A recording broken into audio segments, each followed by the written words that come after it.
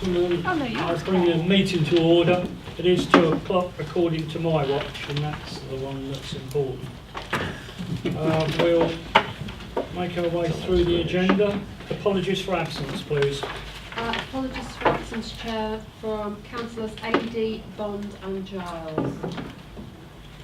Thank you. With those accounted for, we do have a full house. Minutes of the meeting held on the 15th of November. I've had opportunity to read through them. I've not been made aware of any corrections or alterations. So are you content that I sign them as a correct record? Thank you. Thanks for that. Chairman's announcements. Okay, well, I've not got too much to announce at this stage. You may recall last time I gave an update on the PCC issue. It was suggested an announcement will be made before the spring recess of Parliament. Well, we've actually reached that point now where I believe they pack up at Thursday lunchtime. I've not heard anything, so the unsatisfactory state of flux does continue. I'm not sure when we'll be hearing from it. I will follow it up as soon as I can.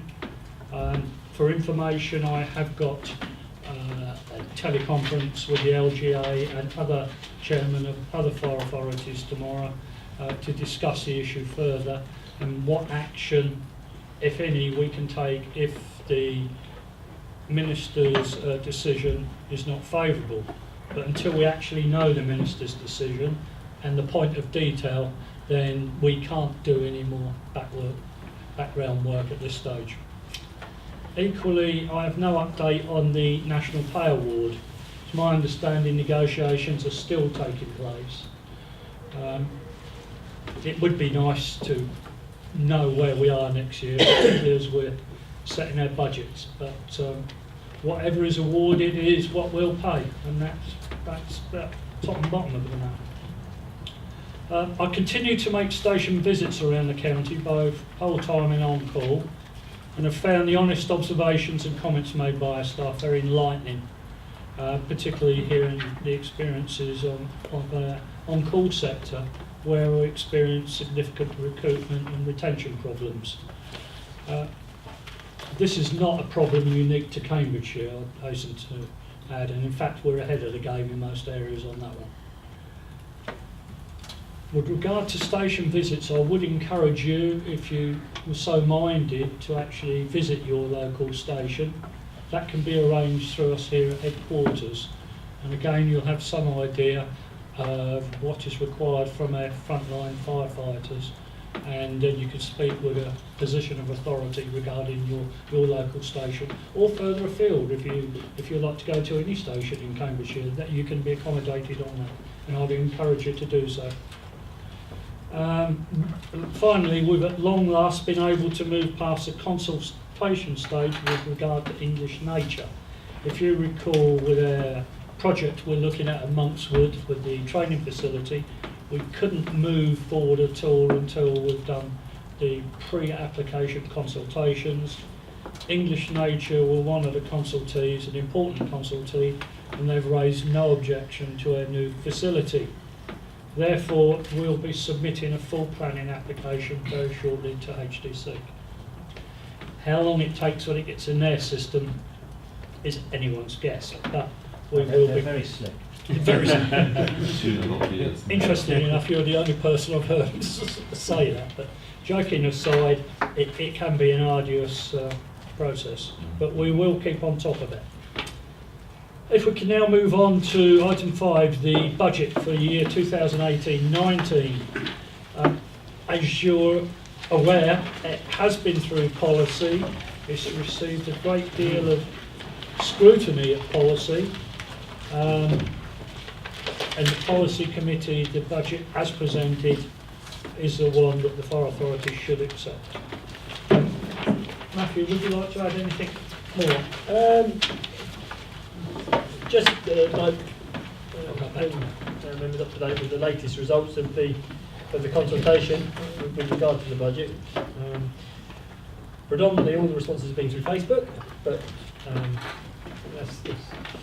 pretty much the world of today. We had 421 responses in total, and of those 421, 294 responses supported a 3% increase in council tax. 2%, for the 2% increase in council tax, there was just over 7%, 7.36%, with the remainder 22.8% saying no rise at all.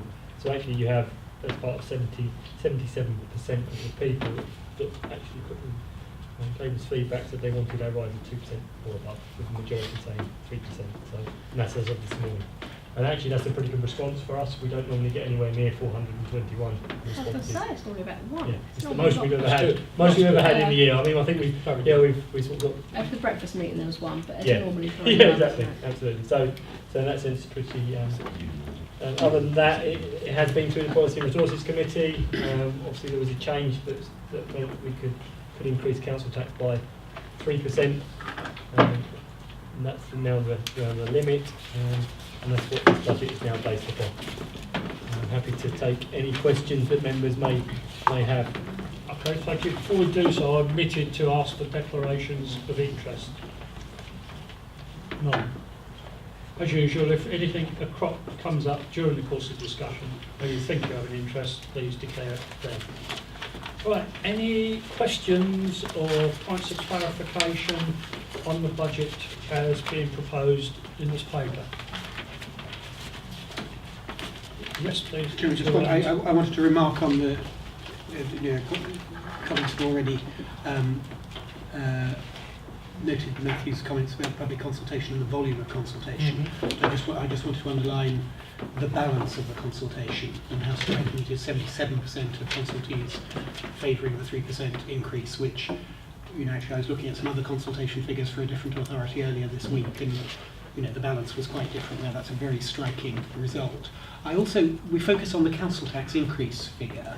I just wondered whether Matthew could confirm my arithmetic, but I make it in terms of actual expenditure. Council tax is obviously our main revenue source, and other revenue sources are going up. In terms of actual expenditure, the increase is not 3%, but I make it 1.55%? Yes, it is, yeah. Thank you very much. Absolutely. Yeah.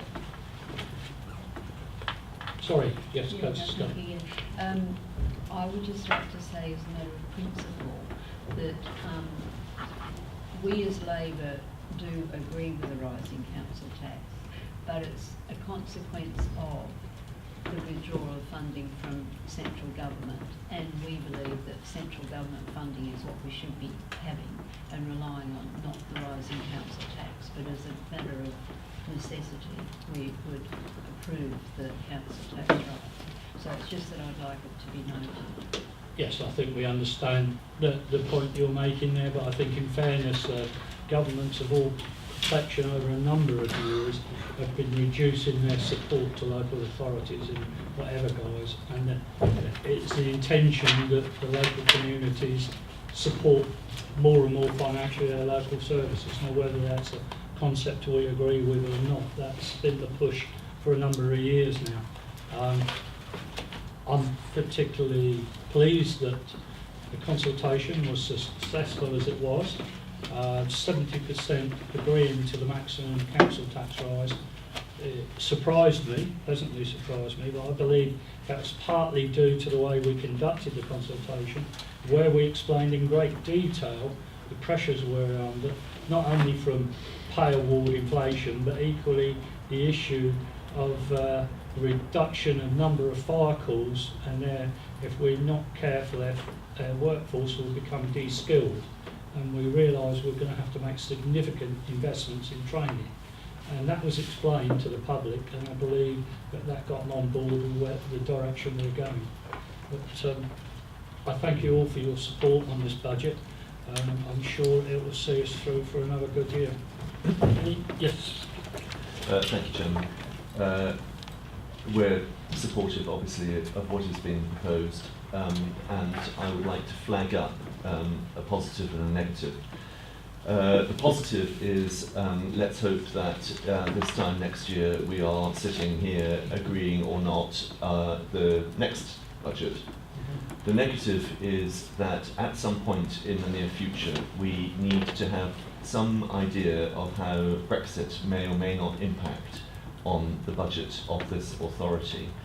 And I wonder whether it would be prudent for perhaps the Policy and Resources Committee to just have a think about that.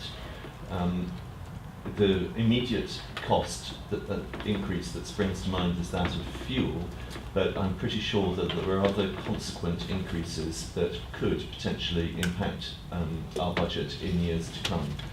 So what I'm saying, I suppose, is that if we survive, and I hope we do, we need to have an eye to a future, and that future perhaps might be harder. Thank you for that comment, and yes, certainly we will be mindful. We've always got one eye, if not both eyes, on the future. The Brexit issue is one that's at the moment immeasurable. There's various expert opinions on it. So I would be reluctant in the immediate future to put too many resources into that area until we've got some definitive ideas what it holds for us, but we'll certainly take the comment on board. Thanks. Any other comments before we agree to accept? Oh, sorry. Through you, Chairman, I wonder if I could ask Matthew what the cost to a member of the public is if they live on band D, bearing in mind that 62% of band A, B and C and therefore less. So for a year, just the increase 3% relates is £2 and a penny per annum. So I think 4 pence a week. Thanks, Michelle. Okay. Any others? Right. Yes. All I wanted to say was too that there are occasions when one really should be giving consideration to reserves, because you see, if we're in a time of austerity, as it's called, then really that's the time that you use reserves, don't you? You don't just put reserves in for the sake of having a fund there. The fund's there for a purpose, and it is there really to take organisations, etc., through hard times, isn't it? So I just actually wanted to draw attention to the fact that there are occasions when one should use a reserve for operational costs, because that's what it's there for. I just wanted to emphasise that. I'll let Matthew reply to Thank you, that. Councillor. Thank you, Councillor Sharp. In terms of on page 31 of the paper, what we have is a breakdown of our reserves and how we propose to spend them, certainly in the short term over the next 2 years. And some of that is to supplement some of our operational costs. So where we're trying to borrow, we're going to use that to keep the operational costs. I simply wanted to applaud that Absolutely. that's what we're doing here, because we're not doing it in other authorities. Thank you. Well, Thank you. You'll probably notice this is as a different authority and operates probably on a different manner. And the reserves that we've got highlighted there are almost all earmarked. We are looking for the future, and if necessary, we have to put reserves away for a particular project or fund. We won't shy away from doing so if we can precept or whatever to get the money. So to answer your question is yes, we are looking towards the future. We are using reserves in a prudent and value for money way, and they're not being sold away just for a rainy day. They have got use. That's an excellent approach, if I may say. Thank you. Well, on that then, can I have your confirmation that you're happy to accept the budget as presented? Yeah. Right, thank you. We'll now move on to the next item, the draft pay policy statement. Matthew, that's you again, I believe. It is, yeah, thank you, Jeremy. All of you will be familiar with one slide or another with the pay policy statement, I would imagine. It is a requirement under the Localism Act 2011 in terms of transparency and making sure that the public are very clear in terms of not only senior officer pay, but the pay structure we operate through the authority. This has been through various iterations over the years, and this year's policy statement is drafted in front of you, so if there are any amendments, we can make them. It relates to what we know now, and we don't try to overly predict in terms of the future. It does meet all of the requirements of the legislation. We have been through it on a number of occasions to ensure that it is compliant. The key things is it really was key differences to last year are inflationary increases. So other than that, there's not really any other changes. There is a couple of other things I do need to update. So on page 43, 3.7.10, we just need to make sure that those rates are still accurate. So I need to pick that up with my operational colleagues. And over the page, on page 44, where it says policy on re-engagement and pension abatement, there's a couple of changes that do need to be made there because they actually came on the back of the review of this policy. Looking at Councillor Bywater, because he'll probably be familiar, where on the 5.1 it says at the end, the policy set out below apply to all employees, including senior officers. No, they don't. It should say excluding senior officers, because that was the amendment that we made about 18 months ago. And then in 5.2, where it says that this permits, second line, this permits re-engagement if there is a tangible, and it should be business, should say tangible benefit for public safety. And then the final sentence on that, in that paragraph, it says this complies with the provisions of the Firefighter Pension Scheme, and it should also say and is in accordance with the revised national framework, which you've also got on the agenda today, and that's in draft form. So those amendments do need to be put through. And the final one, and that is the final one, I promise, 5.3, it does say here around re-employed radio silence. It talks about abatement of pension. Without abatement of pension, that's actually been changed as well. A pension will be abated even if an officer who was in uniform moves into a non-operational role. If the combined pension and salary is of more than what they earned previously, it will be abated, so it will be reduced. Okay, because they didn't earn more than they did previously. So that should say will be abated, not won't be. Okay, so they're the key changes. And some of these changes have happened as we've gone through the year as well. So, other than that, there's no other amendments. Okay, there's quite a few amendments there, which is unusual. We don't normally have papers that need so much amending. Are there any questions on the amendments that have been verbally introduced before we go on general questions? Anything you look? Okay, no. Right, any questions of a general nature or points of clarification on the pay policy statement as amended? You're happy to receive it as amended? Yes. Right, thank you for that. The next one, members' allowance scheme, always a very popular subject area, this. And it has a monitoring officer's name to it. Over to you. Yes, thank you, Chair. Chair, as you know, you're required to have a scheme of allowances in place, and although it affects all of the members here, because it's a policy decision, there's no interest for anyone to declare at all on this paper.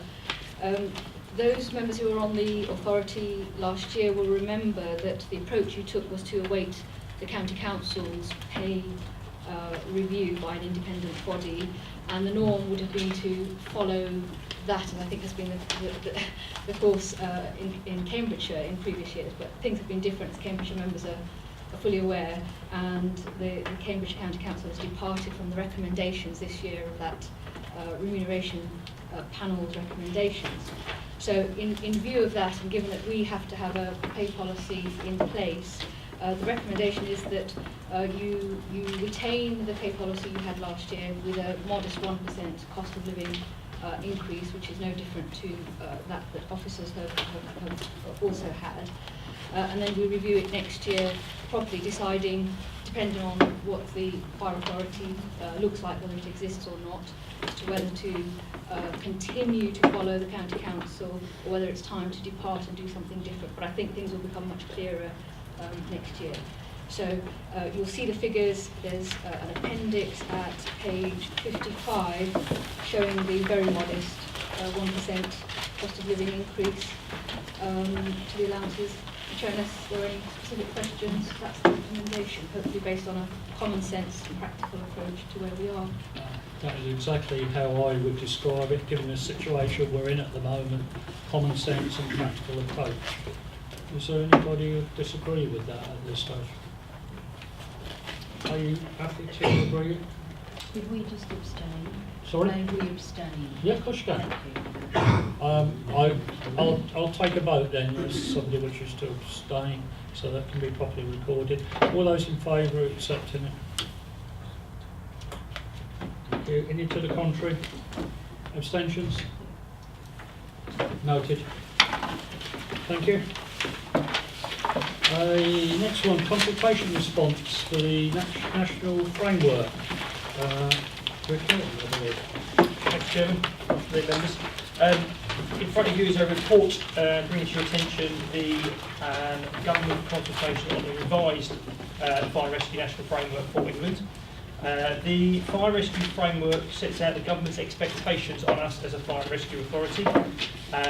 It has been revised from the previous document which put in place in 2011 and takes account of a number of changes, not least the inspection regime that's now been put in place by the Home Office, and of course members will be aware of the provisions in the Police and Crime Act 2017 for changes in governance. The draft consultation was reviewed by Policy and Resources just the other week. There was a few amendments to that which are included in the response that you have in front of you today. I'm asking for you to look at the framework, have a look at the response, and then give your permission for that to be submitted on the authority's behalf to the Home Office by the closing date of the 14th of February. I'm happy to take any questions, Chair. Members? You've received this document previously. This is the completed version. Are there any questions or points of clarification you wish to raise at this stage? I'll give you a minute or two to reflect. No. It looks like everybody's content. So you're in agreement that that's the document? Agreed. Right, thank you for that. Proposals to create a joint fire and police property team. Is that you, Matthew? It is, yes, thank you. Okay, good afternoon again.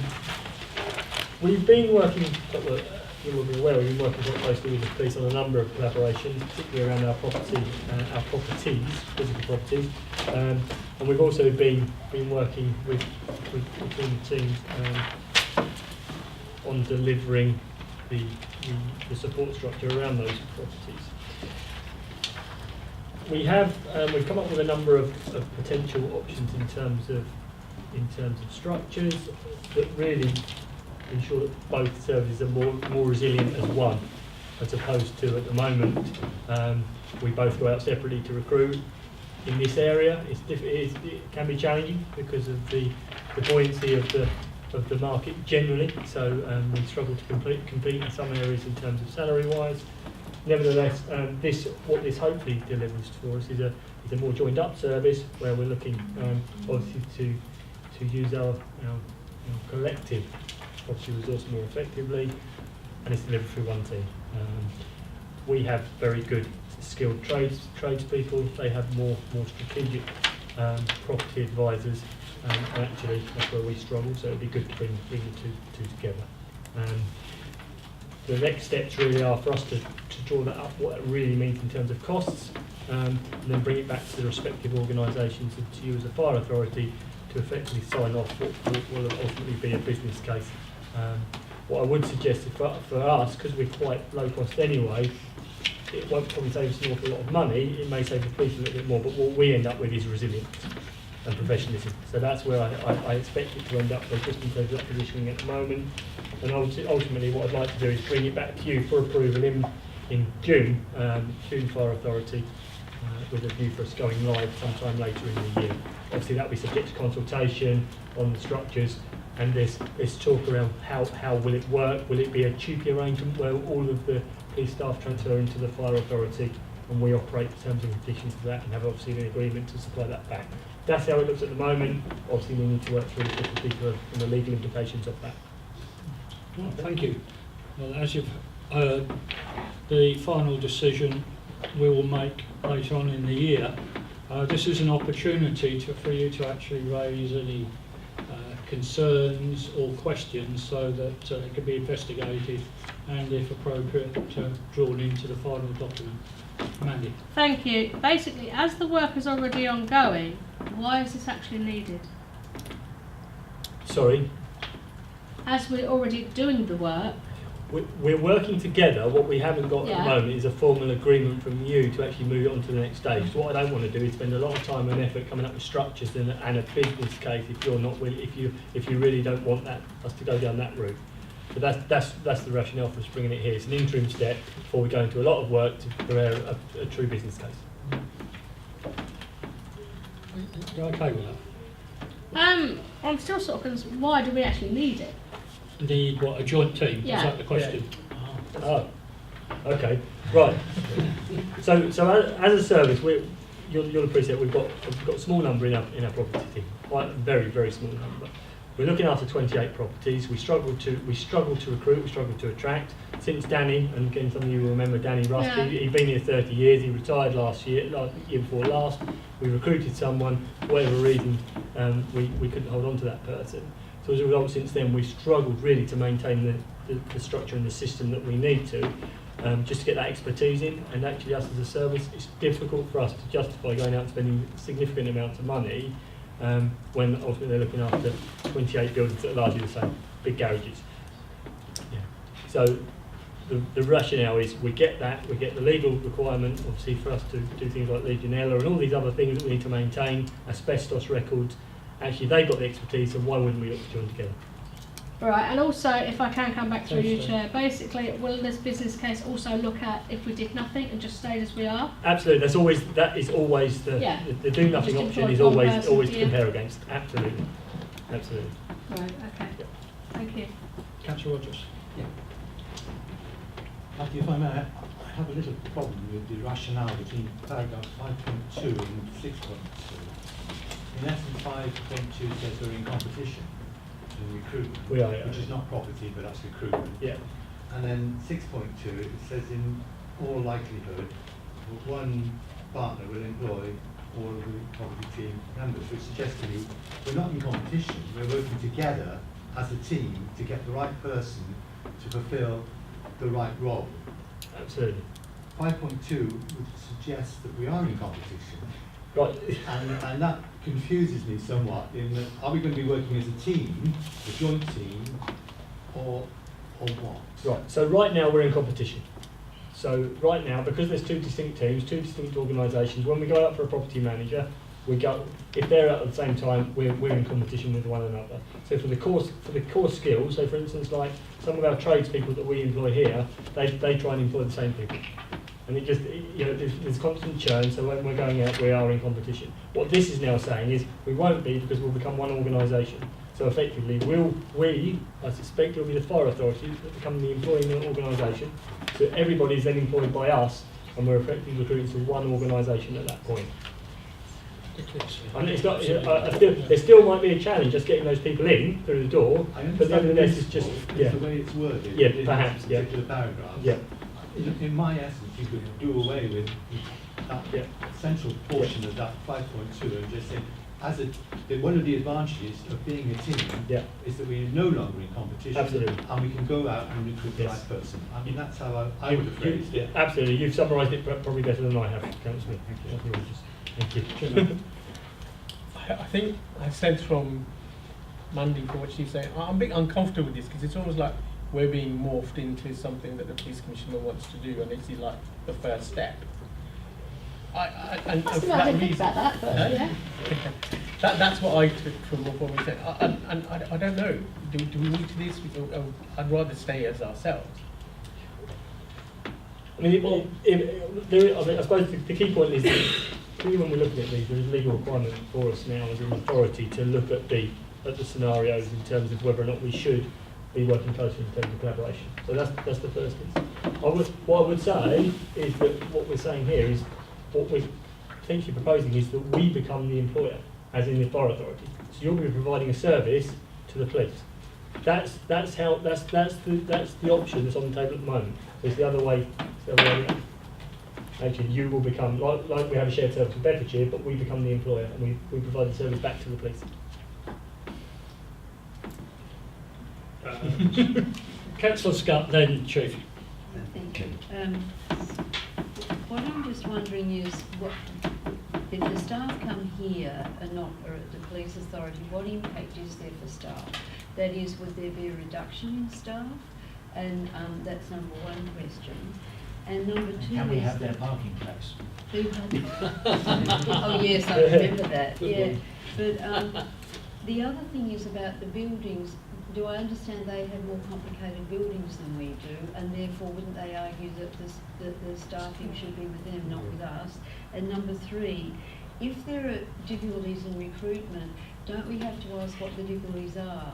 Because if we then say, right, we're going to take over all the property management and the staff will be here, it may be that people don't want to be recruited to the fire authority, and so then we don't get anybody, and we have the police buildings and our buildings, and we've got nobody to run them.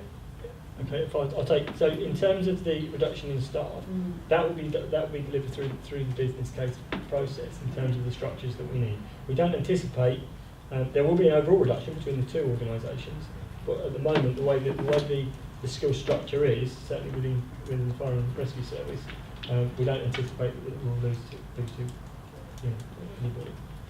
But that's Too still, many you would. yeah, too many. But not anybody actually, but it's still to be determined through the process. And what I don't want to do is preempt. It could be that something else comes out that I'm unaware of. So I think that's the first one. In terms of the complexity of buildings, yes, the police do have some more complex buildings, but they also have fewer. And they are, and one of the strategies, maintenance plans of the Police and Fire Commissioner, is to reduce his estate footprint. Hence the reason why he wants to move into some of our buildings, extend them and make them more accessible for police services. So I think that's another aspect of the strategy that starts to come together. And actually, hence the reason why moving everybody into the fire service side actually is a long-term view. They're not using their police stations much, to be honest with you, anymore across the county, because their whole ethos is being out and about on the streets. They want touchdown sites. Well, our fire stations are perfect to be touchdown sites. So actually, it's our assets that are the ones that are going to need to be maintained for the future. It's not the fire engine and police station. Yeah. Could I just have a follow-up on that? Isn't there an issue though about community perceptions that they want police stations out there, so that if we engage in this exercise, then couldn't we be seen as acting against the interests of the community? And we've taken the approach that we are different operationally from the police, for example, that we are more in tune with community concerns, etc., in a positive way. So isn't that really feeding into a negative action that the police are taking in terms of withdrawing buildings which people actually want with police in them? We're sort of drifting. Yeah, drifting. I'd say that's probably drifting drifting quite a bit from from actually from the regarding property maintenance, property team, and the road that you're going down is about collaboration, and it's totally separate to this. And I hear what you say, and I think we can answer all the points that you made. But let's just stick to the question we've got in front of us at the moment. Chief, then Councillor Shirlings. I'd just say, from my perspective, I think this is really it's a good debate in terms of informing the business case. Yeah. So as Matthew said, we're not coming to the authority today to say this is what we want to do. What we're saying is this is the direction of travel. We want to see if it's a good idea, and we need to take into account all these thought processes. Ultimately, irrespective of the legal requirement for us to consider collaboration, I think we would want to do this anyway, because on the face of it, it sort of makes sense. Because a building is a building. Yes, the police have slightly more complex buildings than we do. The exploration is, rather than having two separate teams running what is effectively quite a small state, would it be more cost effective for everybody to do it together, whether that's from police headquarters, our service, wherever. It's just exploring the idea. Is it a good idea, isn't it? And I think, for the good of the community, as officers, we felt it would be a good one to take forward. Councillor Shillings, followed by Councillor Maguire. Thank you. I go back to the time when we were considering St John's and all the good work that went into that. And one of the options then considered was merging single blue lamp side. And I'm fully supportive of this. I just request that anything that's drawn up is drawn up with the possibility of further parties to the party. Yeah. Yep. Councillor Maguire, followed by Councillor Kindersley. Chairman, part of what I was going to ask has been picked up through actually responding to Councillor Scott, but there's one thing that I wasn't quite sure about. You see that the arguments for, and I think I hope, accept the arguments for the collaboration and having maybe a joint team. They seem to be predicated on the fire authority will become the employer. Isn't there a similar, likely to be a similar conversation going on in the police commissioner's office? Saying, yeah, we too think it's a good idea. Notwithstanding we've got a small estate, but why shouldn't the police? And have you explored who would be the better employer? Better, whichever way you want to interpret it, for the employee or for their service. So the initial discussions we've had, because, and again, it comes down to some of their collaborative arrangements, because they're already in with other police forces, where they are in terms of an officer level at the moment, it makes sense for us to explore first and foremost the fire authority becoming the employer. I'm not saying it may end up something different, but at the moment that's the option we're looking at. Would their 151 officer have a different view on that? Is there 151? Is there 151 officer I've been talking to? Yes.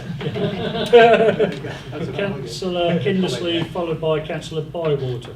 Thank you, Chairman. I think we're making quite heavy weather of this item, actually. I think it's very straightforward. We're being asked to agree a further investigation of something which, a outline case has already been made for. So let's just agree it and get on. That was going through my mind actually.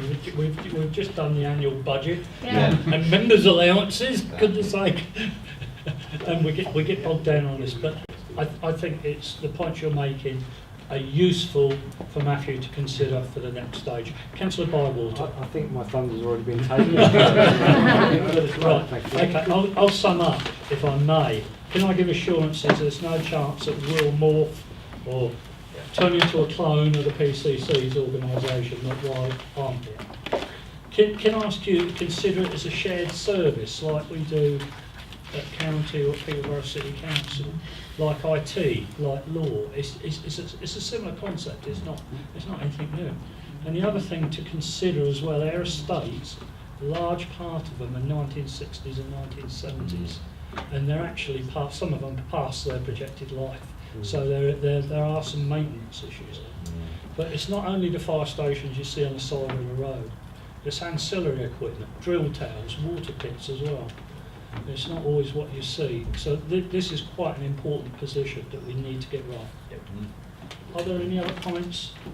So you've got all that then, Matthew? Yep, got it all. Yep, absolutely. Thank you. Right, thank you. Good. That's something we did. Appointments to committees and outside bodies and other organisations. The main change is now we have Councillor Shellings on the team, and I omitted to welcome you, and I do apologise. We're pleased to see you back. I feel as if I've never been away. I know your input is always sensible and valued. So thank you for that. Are you happy to agree those? I'm just tabling some more. a revised one. It's just some very small changes. The main one is Councillor Kindersley rather than Councillor Shellings is going on JCC, and the Cambridge City Community Safety Partnership, likewise Councillor Kindersley rather than Councillor Shellings, because it makes more sense geographically. Okay. Those are noted. Noted. Well done. Thank you. We'll move on. Equality and Inclusion Compliance Report.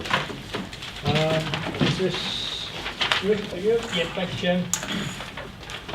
So, members, you've got in front of you the Equality and Inclusion Compliance Report. That's a legal requirement for us to publish under the Equality Act 2010. And it also incorporates for the first time the gender pay gap, which is a new requirement on employers with more than 250 employees to conduct and publish their gender pay gap within their organisation.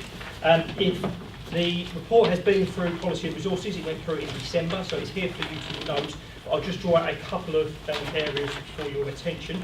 Apologies, the page numbers in the paper have then been superseded when the pack was put together, so I'll use the numbers that correlate with the pack. So if you move to page 118,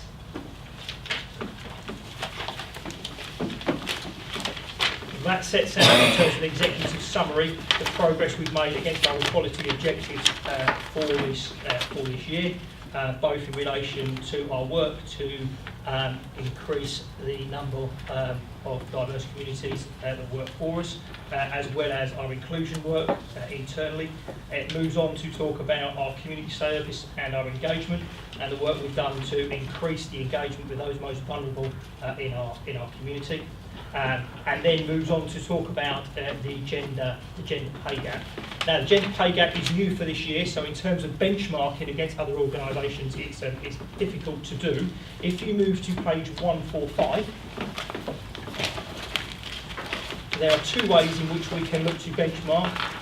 One is around the annual survey of household earnings, which gives us the opportunity to look at the median gender pay gap, and the other way is to look at the labour force survey data, which is used by the Labour Force Survey to look at areas around this particular thing. As you will see, our pay gap currently sits at 13.9% for the median and 18.1% for the mean.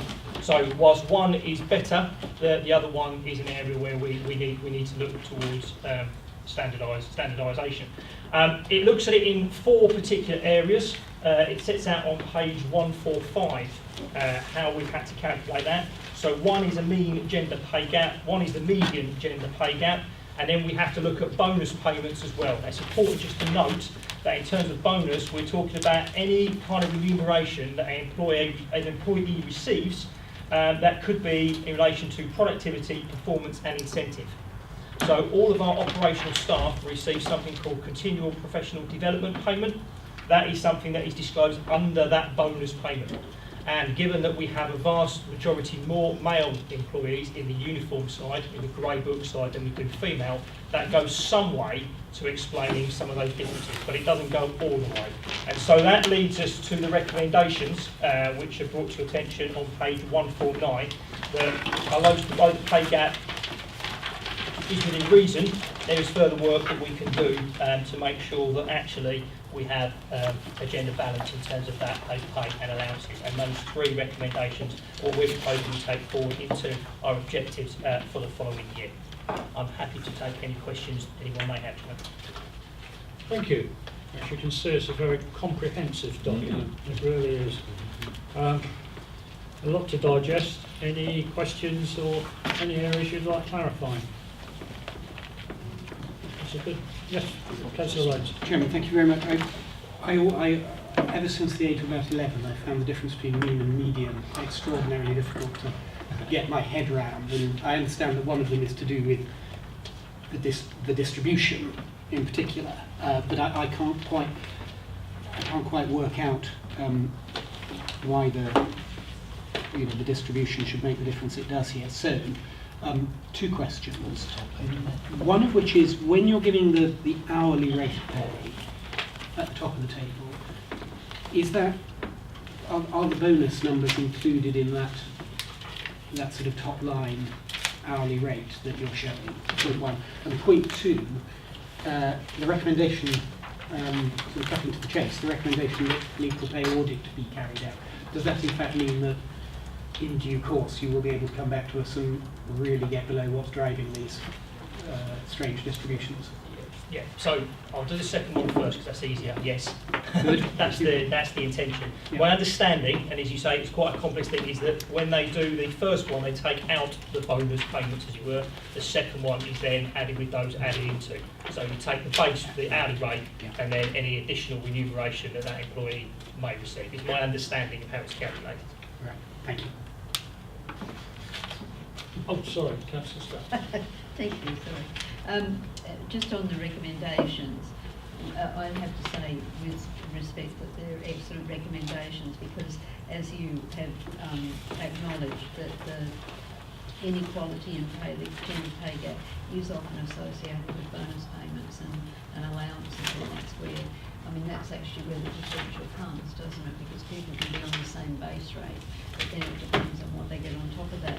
But I just also wanted to say that there's an issue. Oh, I just wanted to ask, what is it that the male workers are doing in the lower quartile pay? What's the jobs that they're doing down there? I would guess we've got a number of people that work in our business support group now. Oh, I see. Some of our technicians Yeah. would be down in that area. Yeah. Actually, that's another interesting thing, isn't it? Because it depends how you actually value jobs and how you value the quality of what people are doing. Yeah, that goes into it. Yeah. But the other thing I just really did want to say was that a lot of the problem can arise in appointment and promotion in this regard. When we actually are looking at diversity and employing to mean that make our workforce diverse, we think about the people out there that we're going to try and employ instead of the people in here who actually need training in terms of actually reception of people coming from outside, because quite often what happens is people come from outside from diverse groups and they actually get bullied and treated in a really inappropriate manner. I'm not saying it's the fault of the fire service, I'm saying it's endemic in all organisations.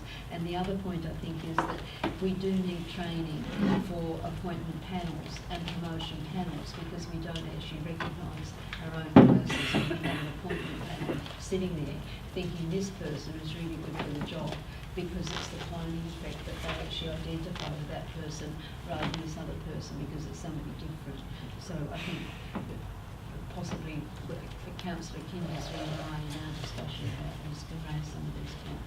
But thanks for recognising that. Any other comments on the report? Right, well, thank you. I'll pass on the thanks and gratitude of the Fire Authority to the author of the report. That excellent report.